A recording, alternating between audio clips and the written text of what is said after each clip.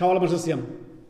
সুবহানাল্লাহ। দেখেন, যারা আমরা রমাদান মাসের পূর্ণ সিয়াম পালন করেছি তাদের জন্য আরও একটি সুবর্ণ সুযোগ, আপনি যেন সারা বছর সিয়াম পালন করলেন সেই সুবর্ণ সুযোগ রাসূলুল্লাহ সাল্লাল্লাহু আলাইহি সাল্লাম উম্মতের জন্য বলেছেন।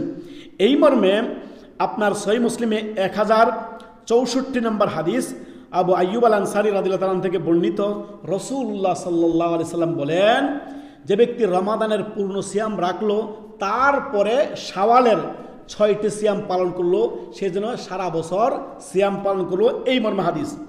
নবী সাল্লাল্লাহু আলাইহি সাল্লাম বলেন, মান সামা রমাদান থুম্মা আতবাআহু সিত্তা মিন শাওয়াল কানা কাসিয়ামিদ দাহর।